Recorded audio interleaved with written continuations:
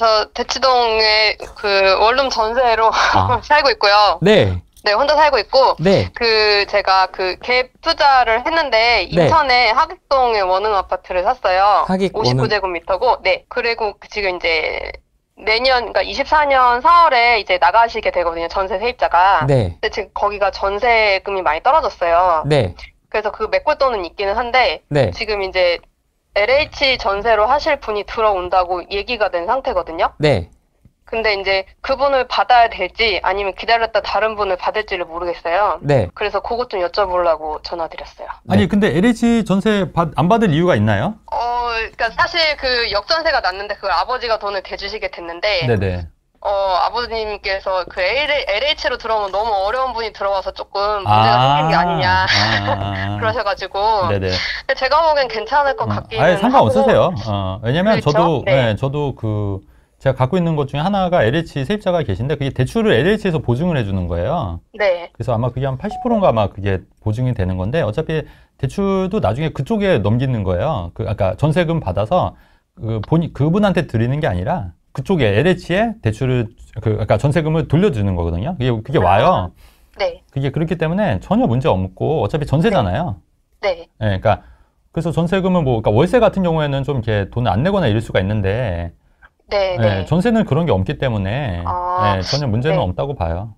제가 처음에 내놓을 때 이제 1억 7천에 부동산에 내놨는데, 네. 이제 들어오시는 분께서 1.5억까지만 LH에서 돼서 풀로 그거를 하고, 네네. 나머지 2천만. 차액은, 예, 나머지 차액은 이제 20만원 월세를 주겠다 해가지고, 월세. 네네. 근데 이제 아버님께서는 그 LH로 들어온 분이 20만원을 낼 수가 있겠느냐, 이제 이렇게 물어보시는 거죠. 네. 그래서, 네네. 월세로 아예 돌려도 괜찮으니 나는 그 세입자를 안 받았으면 좋겠다라고 하시고, 저는 받아도 되지 않나 하는 입장이기도 네네. 하고. 그러니까 이게 좀 네네. 어려운 문제긴 한데, 일단은 그 세입자분이 네.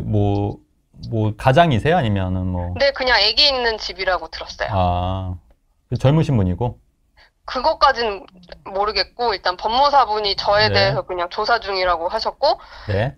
이제 그게 되면은 계약한다고 들어서 아직은 가계약금 이런 것도 없고 그냥 얘기만 된 상태예요. 네네. 그래서 좀 궁금한 게, 네.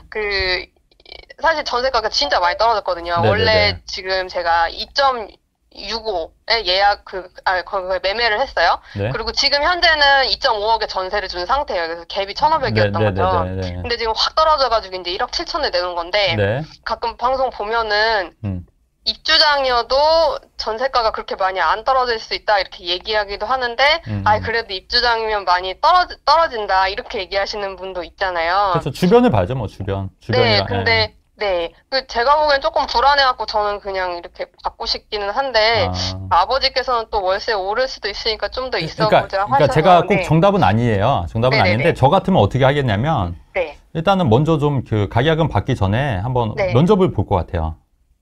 그분은요? 네, 그래서 보고 좀 이렇게 대충 보면 나오잖아요. 네. 네, 좀 껄렁껄렁 하신 분도 계시고. 네. 네, 그러면 이제 아니고 이제 되게 또 점잖고 또 말씀도 또 우목조목 잘하신 분도 계시고 또 직장이 어디냐 또 물어볼 것 같긴 하거든요. 그래서 그러니까 아버님 말씀도 전혀 틀린 말씀은 아니에요. 일리가 있어요. 네. 그러니까 20만 원 혹시라도 못 내면 이제 골치 아프니까. 네. 근데 사실 그렇다 하더라도 이게 세를 이제 2번 이상 안 내게 되면은 명도소송도 근데 물론 그런 게 과정이 힘드니까 애당초 그런 말씀 하시는 건데. 네. 그렇게 20만 원 정도 못 낼 정도는 아니지 않을까.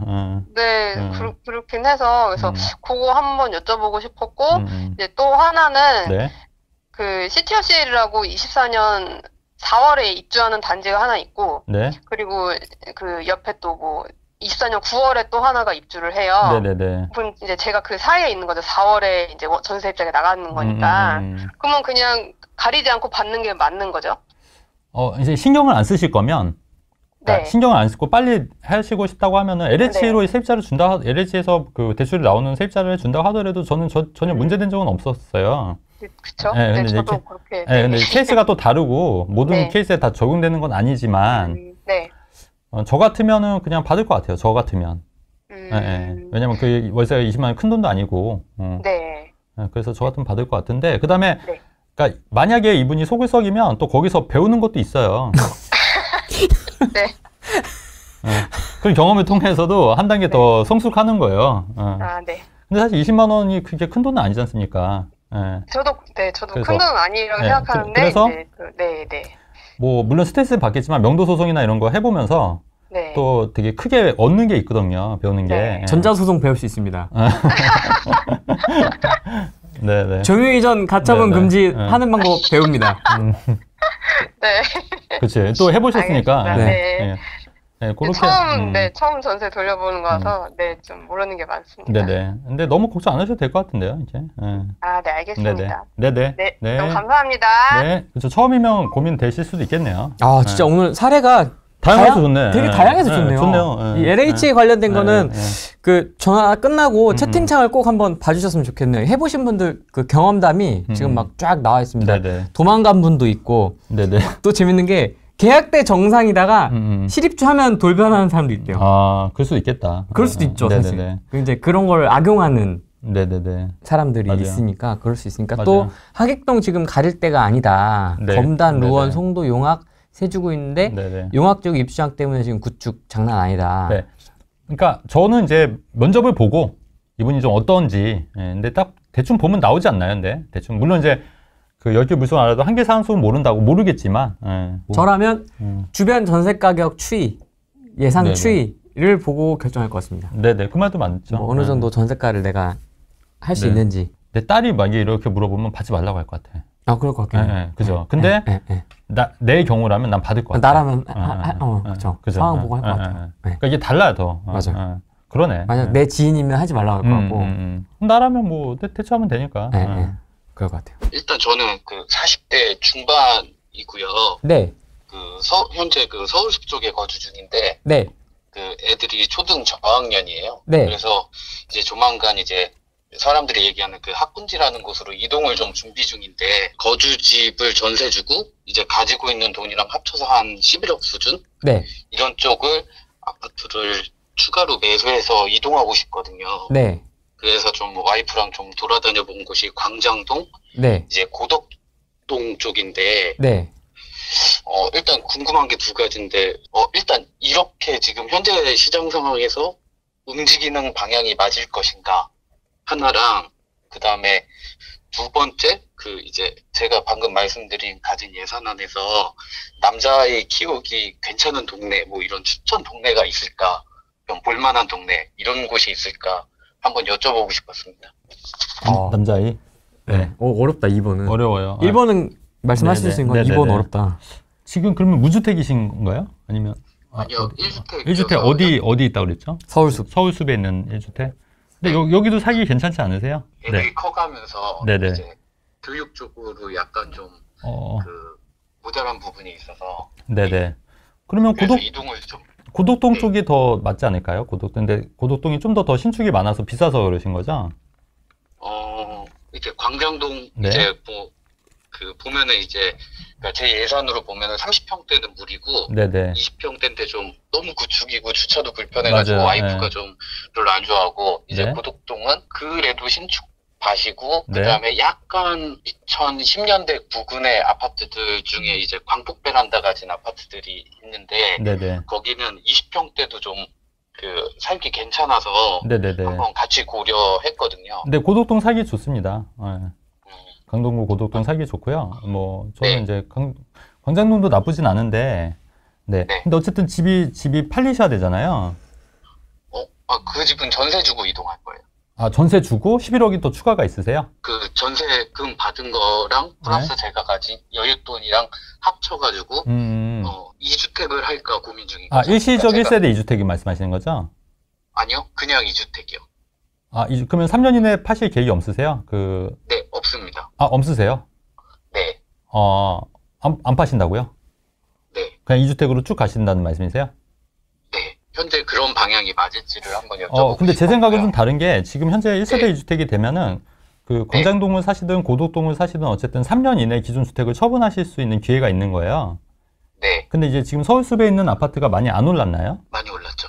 그러니까. 근데 이걸 비과세로 안 털면 나중에 네. 세금이 많이 나오세요. 아주 장기적인 얘기지만 네. 이제 고덕동에서 애들을 좀 키우다가 네. 얘가 같이 이제 서울 쪽이 살기는 괜찮아가지고 제 노후를 보낼 아파트라고 생각하면서 갖고 여기를 갖고 최종주택으로 하시겠다? 예. 예, 그러니까 평생 안 팔겠다. 네. 아, 평생 안 팔고. 그러면 아니면 고덕동을 왔다가 고덕동을 일반 세율로 팔고 가시겠다. 네, 일반 세율로 고덕동을, 그러니까 4848하는 거는 고덕동이고, 결론적으로는. 아, 그러니까 서울숲에 있는 아파트는, 그러니까 내가 최종으로 이제 여기서 평생 사시겠다. 네. 근데 이제 첫 번째가 뭐냐면, 생각은 계속 바뀌어요. 생각은 계속 바뀌고, 고덕동을, 그러니까 제가 말씀드리고 싶은 건 뭐냐면, 어쨌든 3년 이내 처분하면 비과세가 되는데, 요거를 놓치면, 이제 고덕동을 팔아야지 비과세가 되는 거기 때문에, 이제 고덕동이 이제 만약에 그게 세율이 이제 일반 세율로 판다 하더라도 이제 세금 부분은 무시 못한다는 얘기인 거고, 세금이 생각보다 센 게 우리가 한 3억 정도 벌면 한 1억 정도 세금 내셔야 돼요. 예, 그래서 일단은 저는 이제 비과세를 챙기는 게 맞다고 보는 견해인데, 근데 말씀하신 게 지금 만약에 그렇게 한다고 하면은, 저는 굳이 고덕동에 있는 아파트를 굳이 사는 것보다는 전세 사시는 것도, 예, 그리고 만약에 내가 만약에 여기서 편하신데, 그 다음에 이 자금 때문에 지금 좀 고민이 많으시면, 사실 학군지로 보면은 목동이 좋죠. 목동 쪽이 더. 혹은 강남 쪽도 좋죠. 그렇지 않습니까? 뭐 전세를 알아보면, 네. 이제, 그 한티역 부근에 뭐 역삼 땡땡땡 하는데 뭐 이렇게 전세 가격이나 뭐 광장동 전세 가격이나 비슷하더라고요. 그렇죠. 그러면 제 말은 진짜 학군지를 원하시면 굳이 그걸 안 하고, 그 다음에 이거 어차피 고덕동이나 이제 광장동을 어차피 일반 세율로 이게 세컨하우스 개념이라고 한다고 하면은, 저 같으면 강남으로 가고 나머지 돈을 조금씩 불릴 것 같아요. 소액으로. 그러니까 전세나 월세 살고. 예, 전세나 월세 살고. 괜찮아요. 괜찮죠. 네, 고덕동을 그냥 그런데 매수한다라는 건 이제 투자 개념도 약간 해가지고 거기서 이제 삭발을 하면은 어떨까라는 그러니까. 알파가 있어. 네네. 근데 어차피 세율이 많이 나오니, 그러니까 저 같으면 이렇게 할 것 같아요. 저는 만약에 여유가 됐으면, 이제 전세는 만약에 교육 쪽, 학군 쪽 관심이 많다 보고 하시니, 고덕동보다는 강남이 낫죠. 강남에 사시고, 소액으로 또 2주택, 3주택 늘릴 수 있는 방법들이 있는 거예요. 그래서 이제 어차피 일반 세율로 팔 거면 우리도 또 이 생각을 해야 돼요. 고덕동이 만약에 3억이 오르는 것도 나쁘지 않은데, 내가 두 채 가져오는 게 1억 5천씩 올려주는 게 세율적인 측면에서는 더 유리해요. 무슨 말 이해되세요? 네, 알겠습니다. 네. 그러니까 고덕동 4억이 오르는 것보다 다른 거 두 채가 2억이 올라주는, 어차피 투자 물건으로 가신다면서요. 네. 그러면 2억씩 해서 일반 세율로 팔면 그게 훨씬 더 유리한 거예요. 네, 그런 전략을. 그러니까 방향 전환은 제가 볼 때는 그런 것도 나쁘지 않다는 말씀 드리는 거예요.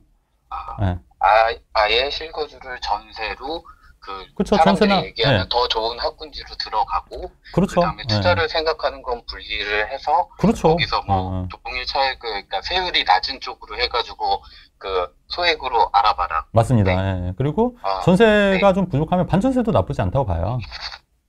강남 쪽에 반전세도 그렇게 하시면 되죠. 알겠습니다. 대치동 오시면 좋아요. 대치동 쪽도. 한티역 그쪽도 괜찮아요. 예. 네. 알겠습니다. 근데 좀 빡세요. 근데 좀 빡세요. 그렇죠. 교육시키면 빡세요. 교육이? 교육시키면. 현금 흐름이 제한되어 있는데, 또 그 동네를 들어가면 애들한테 들어가는 이제 현금이 더 많아지니까, 뭐 그런 것들 때문에, 일단, 가능은 할 것 같긴 한데 아리까리 했거든요. 그러니까 그거 잘 의논하셔서 결정하시면 좋은데, 어쨌든 이런 방법도 있다. 네, 알겠습니다. 네. 그러네요. 그게 문제네요. 그렇죠. 반전세로 하면 되죠. 들어가는 거는 어찌저찌 들어갔다 쳐. 근데 이제 생활 기본 유지비라든지 학원비라든지 이런 게 다 올라 버리잖아요. 그렇죠. 동네가 바뀌면. 그렇죠. 그런 것도 생각을 해봐야죠. 그게 또 그러니까 이게 사실 모든 조건을 다 만족할 수는 없어요. 그러니까 이분 같은 경우에는 좋은 학군지에 살고 싶고, 또 그래서 어디를 할까. 근데 제가 볼 때는 어차피 일시적 1세대 비과세가 안 된다고 하면은 굳이 그거를 할 필요가 아니라 소액으로 이렇게 투자를 해놓고, 우리가 또 소액으로 투자할 수 있는 방법들이 굉장히 많이 있다고 말씀드렸잖아요. 그렇게 하는 방법도 나쁘지 않다는 거죠.